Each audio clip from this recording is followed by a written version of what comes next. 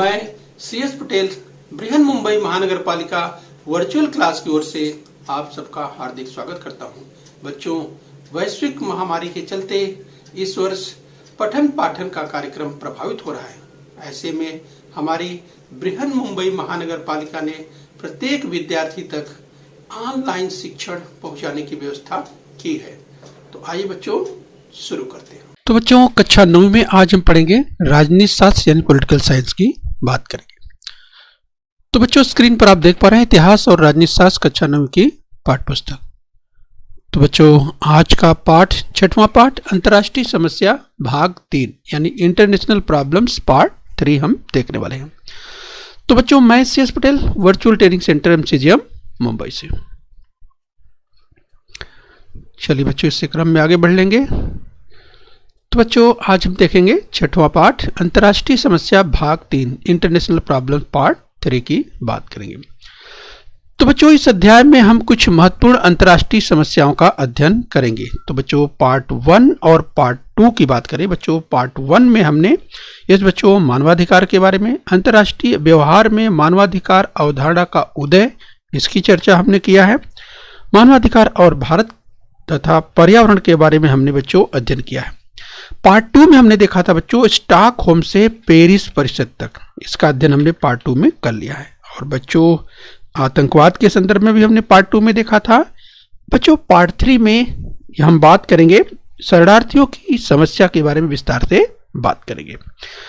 तो चलिए बच्चों, इसी क्रम में हम आगे बढ़ेंगे। थोड़ा सा रिवीजन करते हुए बच्चों पार्ट 1 और पार्ट 2 में हमने जो अध्ययन किया है थोड़ा सा रिवाइज करते हुए आगे बढ़ेंगे। कुछ समस्याएं ऐसी होती हैं जो केवल एक ही देश की नहीं होती। तो बच्चों, केवल एक देश तक सीमित न रहकर वह समस्या वर्ल्ड वाइड वैश्विक समस्या हो जाती हैं, यह हमें ध्यान रखना है। तो बच्चों, उसके परिणाम अनेक देशों पर तथा कुछ दिनों बाद विश्व के सभी देशों पर होते हैं।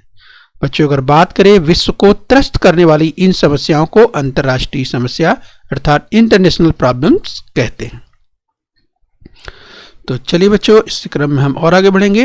बच्चों, मानवाधिकार ह्यूमन राइट्स के संदर्भ में हमने बच्चों पहले पढ़ा हुआ है कि मानवाधिकार किस तरह से मनुष्य को जो मानवाधिकार हम कहें कि मानवाधिकार की अवधारणा का उदय प्राकृतिक अधिकारों की अवधारणा में दिखाई देता है।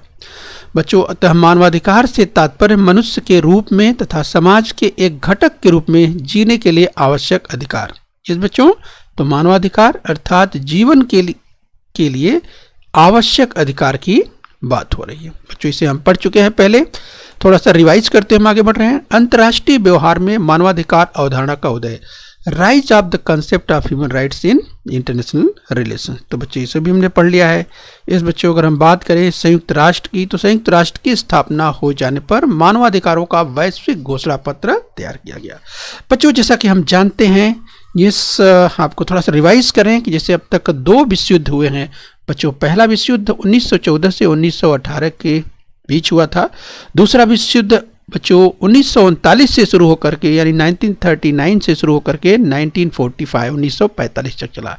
और बच्चों, उसके बाद हम बात करें संयुक्त राष्ट्र की स्थापना, तो संयुक्त राष्ट्र की स्थापना हो जाने पर मानवाधिकारों का वैश्विक घोषणा पत्र तैयार किया गया। बच्चों, तो आप देख सकते हैं जहां जनरल असेंबली होती है यानी आम सभा की हम बात करें, 10 दिसंबर 1948 को संयुक्त राष्ट्र की आम सभा में यह घोषणा पत्र बहुमत से पारित किया गया। राइट, वैश्विक बच्चों मानवाधिकारों का वैश्विक घोषणा पत्र 10 दिसंबर 1948 को संयुक्त राष्ट्र की आम सभा में यह घोषणा पत्र बहुमत से पारित किया गया। बच्चों, इसे ध्यान रखना है आपको। तो चलिए हम पॉइंटर की मदद से आपको पॉइंट आउट करते हुए चलते हैं। बच्चों, जब संयुक्त राष्ट्र की बात होती है, ये आम सभा को आप देख पा रहे हैं, यहाँ ऊपर मुख्यालय देख पा रहे हैं संयुक्त राष्ट्र संघ का। तो बच्चों, थोड़ा सा रिवाइज और करते हुए स्टॉकहोम से पेरिस परिषद की बात बच्चों हम पहले पढ़ चुके हैं। स्टॉकहोम टू पेरिस कॉन्फ्रेंस की बात विस्तार से हम पढ़ चुके हैं। तो यहाँ स्टॉकहोम आप देख रहे हैं बच्चों, यहाँ पर पेरिस देख पा रहे हैं। अंतर्राष्ट्रीय स्तर पर पर्यावरण संबंधी तत्कालीन और दीर्घकालीन समस्याओं पर चर्चा करने के लिए तथा उन पर उपाय योजना करने के लिए स्टॉकहोम में 5 से 16 जून 1972 की कालावधि में संयुक्त राष्ट्र की मानवीय पर्यावरण संबंधी परिसर परिषद आयोजित की गई थी। राइट, ध्यान रखिए बच्चों, 5 से 16 जून 1972 की कालावधि में संयुक्त राष्ट्र की मानवीय पर्यावरण संबंधी परिषद आयोजित की गई थी। इसे आपको ध्यान रखना है। राइट, तो जब बच्चों पर्यावरण की बात होती है तो ये ध्यान रखना है, जब हम बात करते हैं पर्यावरण की तो पूरी पृथ्वी को ये सुरक्षित रखने की बात होती है। ये परिसर पूरी तरह से, ये पूरा विश्व किस तरह से, पूरी धरती किस तरह से सुरक्षित, सबके लिए, मानव के लिए अनुकूल होनी चाहिए, इस संदर्भ की बात होती है। आज बच्चों इसी क्रम में और आगे बढ़ लेंगे। ये हम रिवाइज कर रहे हैं। जैसे हम बात करें आतंकवाद की तो बच्चों ये टेररिज्म की बात कर रहे हैं। बच्चों टेररिज्म इसके पहले हम पढ़ चुके हैं, थोड़ा सा रिवाइज करते हुए हम आगे चलेंगे। आतंकवाद संगठित और नियोजित पद्धति से की गई हिंसा है। तो बच्चों आतंकवाद क्या है? ये सब हम टेररिज्म की बात करें तो संगठित और नियोजित पद्धति से की गई हिंसा है। आतंकवाद का अंतरराष्ट्रीय राजनीति पर दूरगामी परिणाम हुआ है, हम पढ़ चुके हैं। तो थोड़ा सा रिवाइज करते हुए हम आगे चल रहे हैं।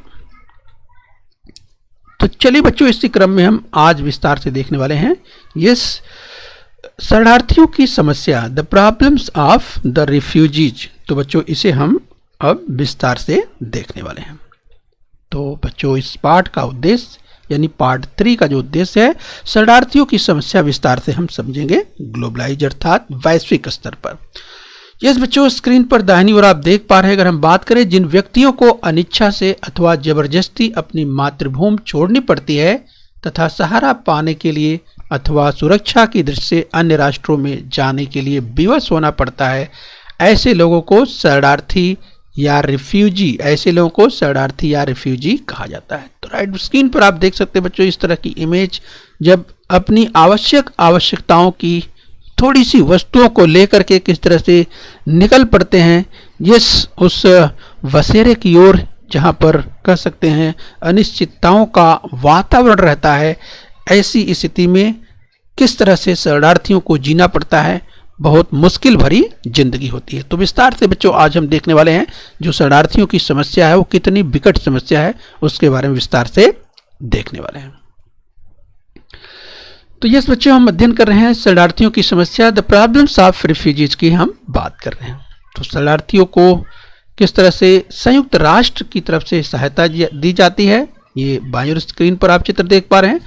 तो बच्चों विशिष्ट धर्म या विशिष्ट वंश धर्म के लोगों के साथ अत्याचार होना अथवा उन्हें निकाल देना, युद्ध या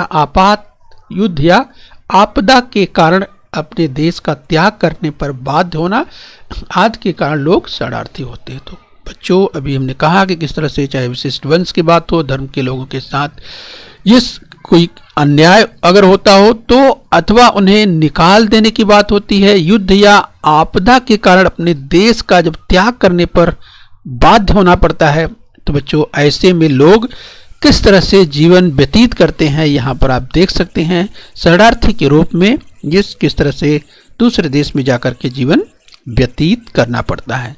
यस, तो शरणार्थियों को संयुक्त राष्ट्र की सहायता मिलती है, मदद मिलती है। राइट, ये भी हमें ध्यान देना है। तो बच्चों हम विस्तार से देखेंगे शरणार्थियों की समस्याओं के बारे में। ऐसी परिस्थिति में अपना देश छोड़कर दूसरे राष्ट्र में आश्रय मांगने की नौबत आ जाती है। यस बच्चों, आपने सुना कि स्थिति इस तरह से बनती क्यों है। तो यस, किसी विशिष्ट वंश की बात करें, धर्म के लोगों के साथ अत्याचार होने की बात करें अथवा उन्हें निकाल देने की बात हो या युद्ध की स्थिति हो या आपदा के कारण अपने देश का त्याग करने के लिए बाध्य होना हो, और ऐसे में जो कारणों की बात करें, ये तमाम कारण हो सकते हैं शरणार्थी होने के। यस, तो ऐसी परिस्थिति में अपना देश छोड़कर दूसरे राष्ट्र में आश्रय मांगने की नौबत आ जाती है। तो हम देखेंगे कि तमाम समस्याओं की अगर हम बात करें, जब आश्रय की बात होती है तो शरणार्थियों की समस्या, the problems of the refugees हम अध्ययन कर रहे हैं। तो बच्चों दूसरे विश्व युद्ध से पूर्व, यस बच्चों अगर हम बात करें दूसरा विश्व युद्ध, जैसा बच्चों हमने चर्चा किया था, दूसरा विश्व युद्ध हुआ था 1939 से लेकर 1945 के बीच में हुआ था।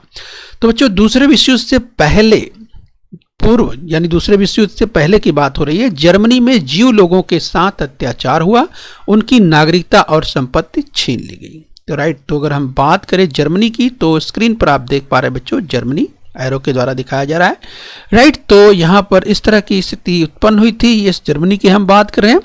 तो जर्मनी में ज्यू लोगों के साथ अत्याचार हुआ था, उनकी नागरिकता और संपत्ति छीन ली गई थी। इस कारण ज्यू लोग शरणार्थी हो गए थे। वर्ष 1971 यानी 1971 में एक स्थिति और पैदा हुई थी बच्चों। ये पैदा हुई थी पूर्वी पाकिस्तान की स्थिति। बच्चों जैसा कि आप जानते हैं, हमारा भारत, अगर संयुक्त भारत की बात करें, इस भारत का जब विभाजन हुआ बच्चों, अंग्रेज जब देश छोड़ करके जाने लगे 1947 1947 में, तो बच्चों इस भारत का विभाजन हुआ। तो बच्चों उस विभाजन में भारत और पाकिस्तान का जो विभाजन हुआ था, तो पाकिस्तान दो भागों में था। यस बच्चों, एक था पश्चिमी पाकिस्तान, और जो कि वर्तमान समय में है पाकिस्तान के रूप में, यस बच्चों, और दूसरा था पूर्वी पाकिस्तान, जो कि आज बांग्लादेश के रूप में है, राइट।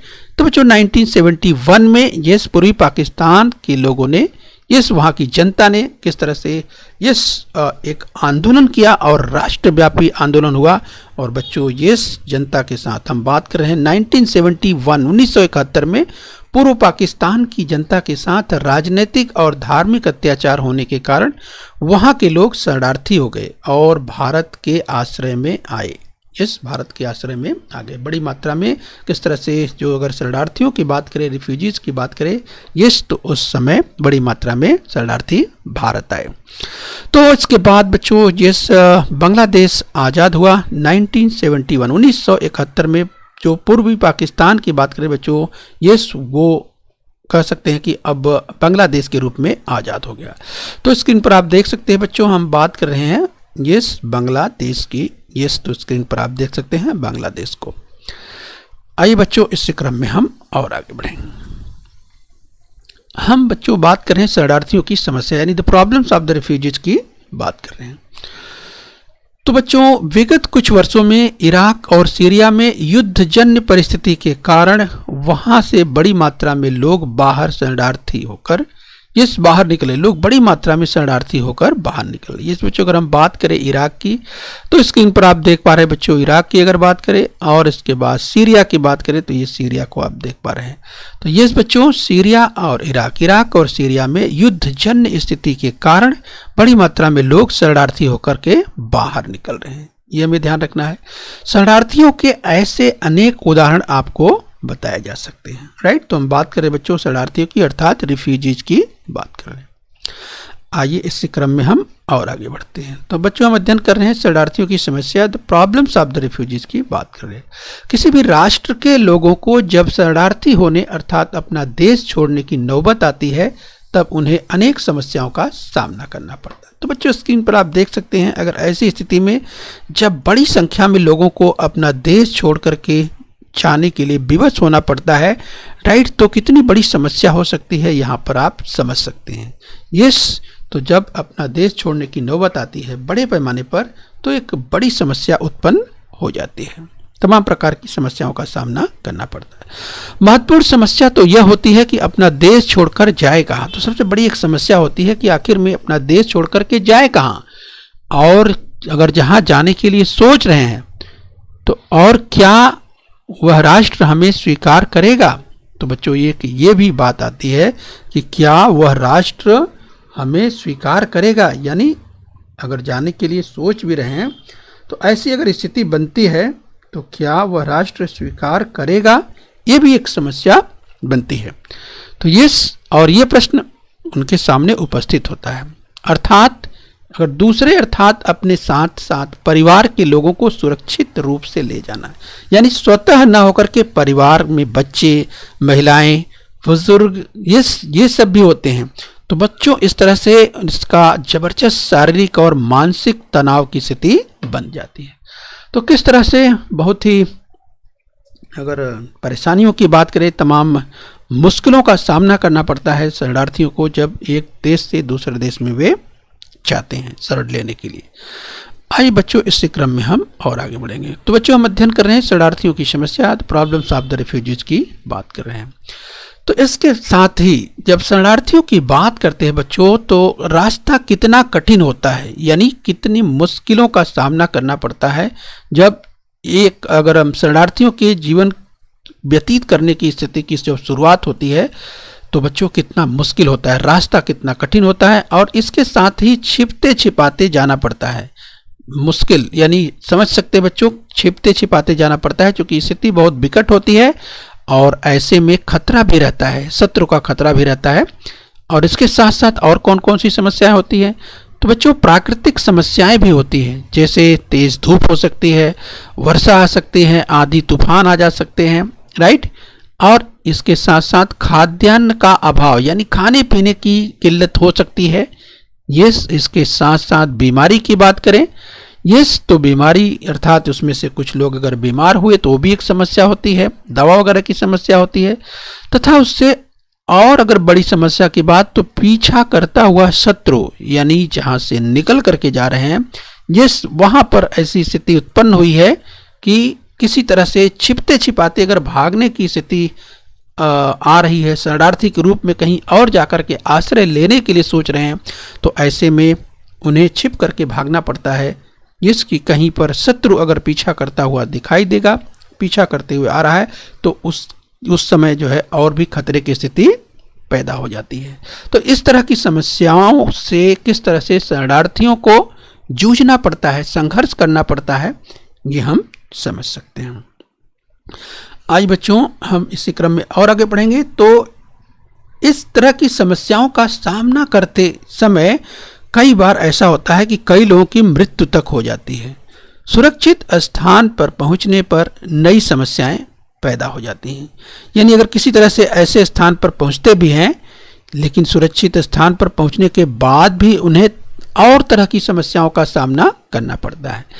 जैसे बच्चों उन्हें काम की तलाश, यानी अगर कहीं रह रहे हैं, चलिए कहीं सुरक्षित रूप से पहुंच गए हैं, तो अब वे काम क्या करेंगे? काम की तलाश उनको करनी पड़ती है और रहने की जगह यानी किस तरह से सुरक्षित रूप से रह पाए, और इसके अलावा अन्य रोजमर्रा की जो समस्याएं हैं, जिस बच्चों जैसे खाने पीने के संदर्भ में या पीने के लिए पानी हो, प्रकाश की व्यवस्था हो, जो आवश्यकताओं की बात करते हैं, यानी रोटी की बात करते हैं, कपड़े की बात करते हैं, यस, और रहने के लिए आश्रय की बात करते हैं। तो ये जो बेसिक या बुनियादी चीज़ें हैं जिसकी ज़रूरत पड़ती है, तो ऐसी तमाम समस्याओं का सामना करना पड़ता है शरणार्थियों को। आइए बच्चों इसी क्रम में हम और आगे बढ़ेंगे। जिस बच्चों हम अध्ययन कर रहे हैं शरणार्थियों की समस्या, the problems of the refugees की बात कर रहे हैं। तो बच्चों दूसरे राष्ट्र की भाषा तथा संस्कृति भिन्न, संस्कृत का मतलब यहाँ कल्चर से है, ध्यान रखिए बच्चों, यानी जिस किसी दूसरे राष्ट्र में जाते हैं तो वहाँ की भाषा अर्थात वहाँ की लैंग्वेज तथा वहाँ की संस्कृत की बात करें, वहाँ की जो कल्चर है, जिस बच्चों रहन सहन है, यस, तो वो भी भिन्न होती है।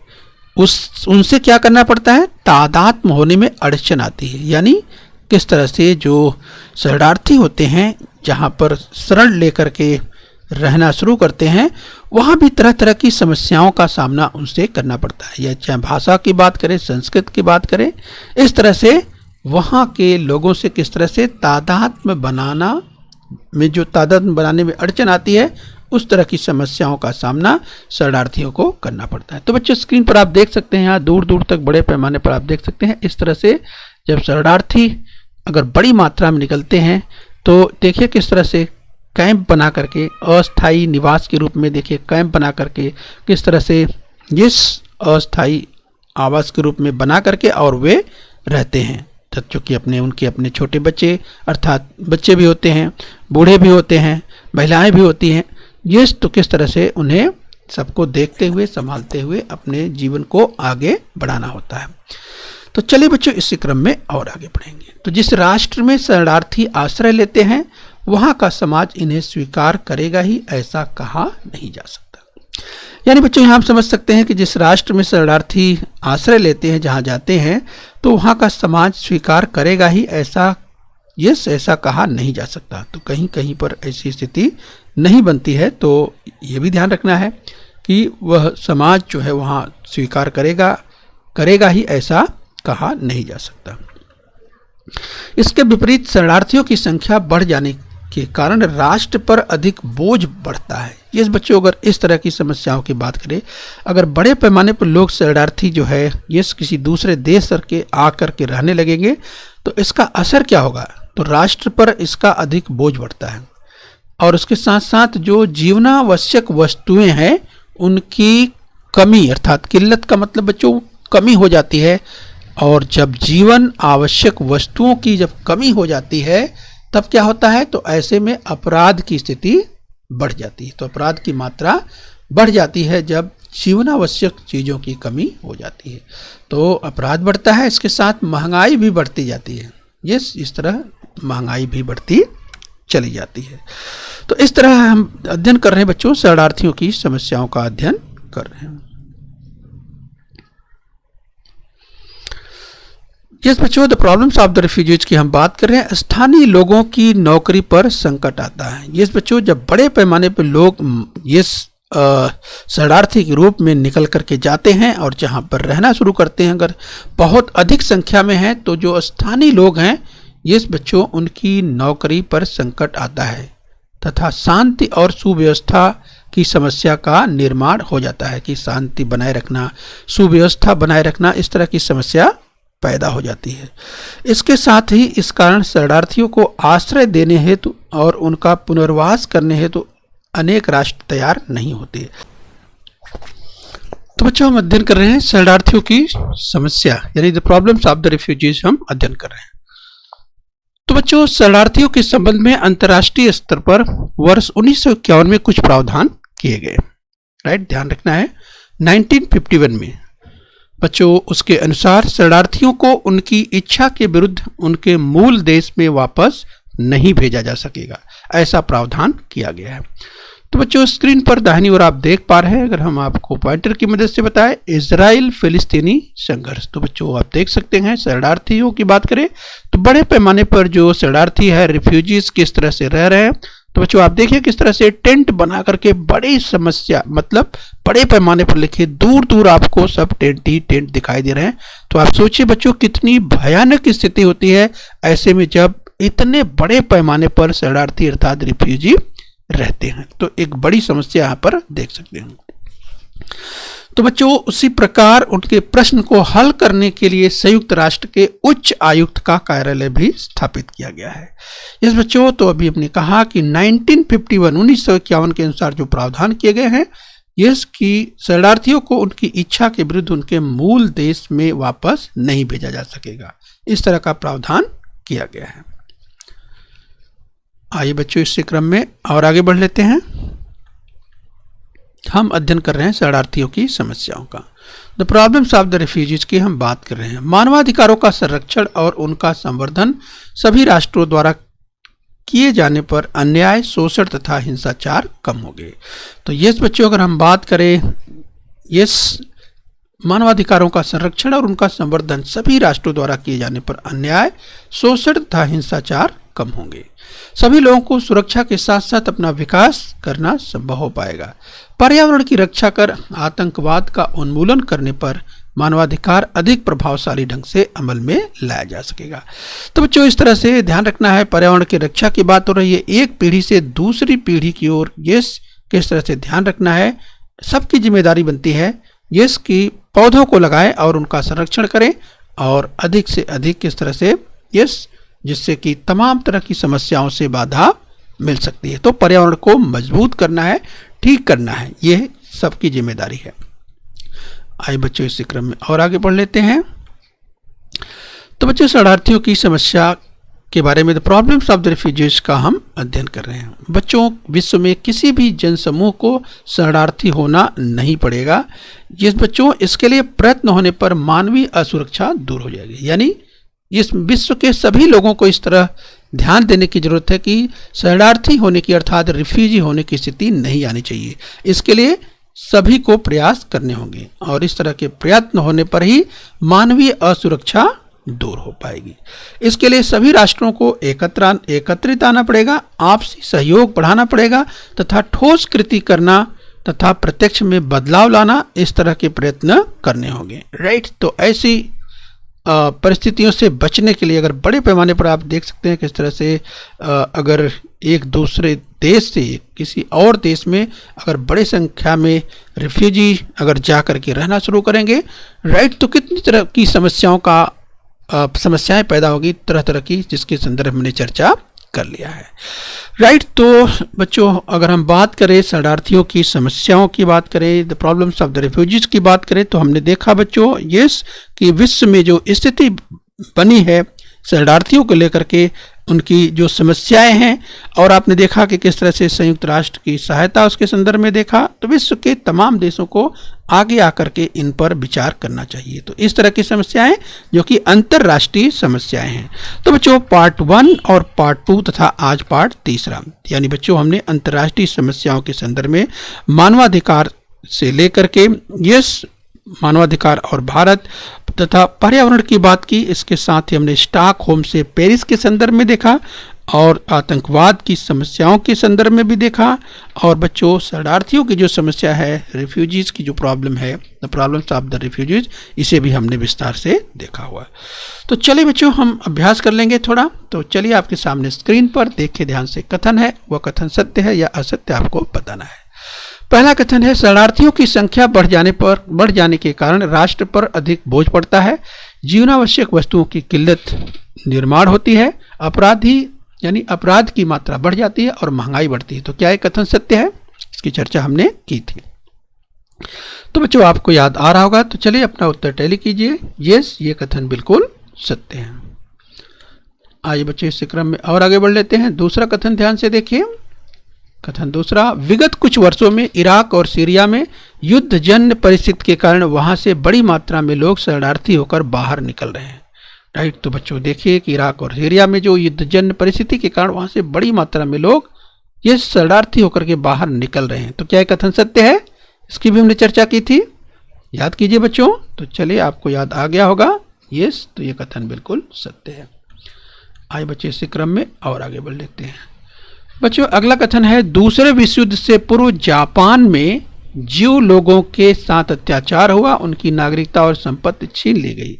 तो क्या ये कथन सत्य है कि दूसरे विश्व युद्ध से पहले जापान में इस तरह की स्थिति हुई थी, जो लोगों के साथ अत्याचार हुआ था, उनकी नागरिकता और संपत्ति छीन ली गई थी? तो क्या ये कथन सत्य है? यस बच्चों, इसकी चर्चा हमने की थी, आपको याद आ रहा होगा। तो चलिए अपना उत्तर मिलाइए, क्या ये कथन सत्य है? नहीं, ये कथन असत्य है। तो बच्चों अगर कथन असत्य है तो उसे सत्य करके यानी सुधार करके उसे लिखना है। यस बच्चों, तो याद कीजिए दूसरे विश्व युद्ध से पूर्व जापान में लिखा है, तो क्या जापान में जो लोगों के साथ, आपको याद आ गया होगा? नहीं, दूसरे विश्व युद्ध से पूर्व जर्मनी में। तो बच्चों जापान की जगह क्या लिखना है आपको? जर्मनी। यस, जर्मनी में जो लोगों के साथ अत्याचार हुआ, उनकी नागरिकता और संपत्ति छीन ली गई, राइट। तो ध्यान रखना है। आइए बच्चों इसी क्रम में हम और आगे बढ़ लेते हैं। कोष्ठक में दिए गए विकल्पों में से उचित विकल्प चुन करके पूरा करना है। वर्ष बच्चों यहाँ पर रिक्त स्थान दिया हुआ है, में पूर्वी पाकिस्तान की जनता के साथ राजनीतिक और धार्मिक अत्याचार होने के कारण वहां के लोग शरणार्थी हो गए और भारत के आश्रय में आ गए। तो 1951, 1971, 1991 और 2017 4 विकल्प आपके पास है। तो कौन सा विकल्प उचित है आपको यहाँ पे भरना है, राइट। तो याद कीजिए बच्चों, आपको याद आ गया होगा 1951, 1971, 1991 या 2017। तो चलिए अपना उत्तर टैली कीजिएगा। यस बच्चों, सही उत्तर है 1971। तो ये जो दूसरा विकल्प है 1971 का, ये विकल्प आपको यहाँ पे भरना है। ठीक है बच्चों, ये आपको ध्यान रखना है। आइए बच्चों इसी क्रम में एक और देख लेते हैं। लास्ट में कोष्ठक में दिए गए विकल्पों में से उचित विकल्प चुनकर वाक्य को पूरा करना है। शरणार्थियों के संबंध में अंतर्राष्ट्रीय स्तर पर वर्ष, यस बच्चों यहाँ पर रिक्त स्थान दिया है, में कुछ प्रावधान किए गए। विकल्प है बच्चों 1918, 1939, 1951 और 1991। 4 विकल्प आपको मिलते हैं। शरणार्थियों के संबंध में अंतर्राष्ट्रीय स्तर पर इस किस वर्ष में कुछ प्रावधान किए गए थे, आपको याद आना चाहिए। 1918, 1939, 1951 और 1991। इस बच्चों तो आपको याद आ गया होगा। तो सही उत्तर है 1951 यानी 1951, राइट। तो इस तरह से बच्चों आज हमने पार्ट 3 अर्थात भाग 3 में शरणार्थियों की समस्या के संदर्भ में विस्तार से देखा। तो बच्चों हम उम्मीद करते हैं इस पाठ को आपने अच्छे से समझ लिया है। बच्चों बृहन मुंबई महानगर पालिका के इस चैनल को सब्सक्राइब कर लेना है और अपने स्वास्थ्य का ध्यान रखना है। ओके बच्चों। बच्चों बृहन मुंबई महानगर पालिका के इस चैनल को सब्सक्राइब कर लीजिए और बेल आइकन प्रेस कर लीजिए। तो बच्चों हम उम्मीद करते हैं यहाँ तक आपने समझ लिया है। आगे फिर मिलेंगे। आज के लिए इतना ही। Thank you very much.